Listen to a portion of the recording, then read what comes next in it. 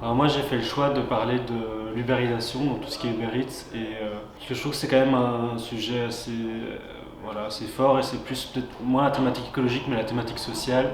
Avec voilà, ici maintenant, enfin il y a de plus en plus maintenant que j'ai appris, c'est de sans-papiers en fait qui se lancent dans cette aventure de la livraison vélo.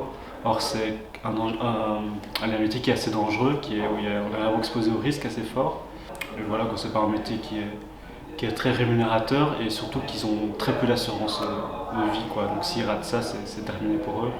Et je trouvais ça important de le mettre voilà, en stand-up et j'ai essayé de faire quelques petites vannes. Donc voilà, j'espère que ce sera drôle et ça fera un petit peu rire à la salle, quoi. Donc, voilà.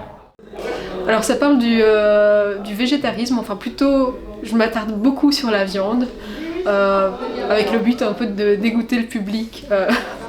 J'espère que ça fonctionne ou pas. Voilà. Ça va parler de nos incohérences, c'est-à-dire des fois où voilà, dans le travail qu'on fait pour devenir un peu plus responsable, un peu plus sobre, etc., parfois on fait des écarts. Et en particulier de ceux qui te taclent à chaque fois que tu fais un écart.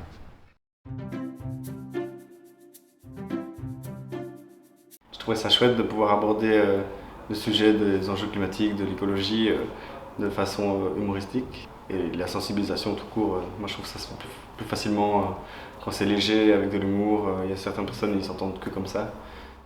Moi j'ai voulu me lancer dans l'aventure Plus chaud que le climat parce que je trouve que c'est une opportunité de dingue d'avoir comme ça gratuitement par un jeune coach, humoriste, auteur, des ateliers d'écriture humoristique. Enfin voilà, moi j'avais jamais appris à faire ça et en même temps c'était quelque chose qui m'intéressait.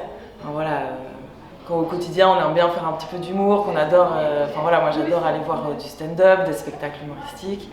Et ouais, je trouvais que c'était vraiment une chance de pouvoir apprendre à faire de l'écriture humoristique, avoir un lieu, un espace pour le faire, en collectif avec d'autres participants, qui mène en plus à un projet concret, puisqu'on a un spectacle au bout du compte, on en a même 2 cette année-ci, et en plus sur le thème de l'environnement, qui est quand même voilà, quelque chose qui me tient particulièrement à cœur. Tout d'abord parce que j'étais stagiaire chez Empreinte et puis parce que j'aime bien un peu ce monde-là de la création.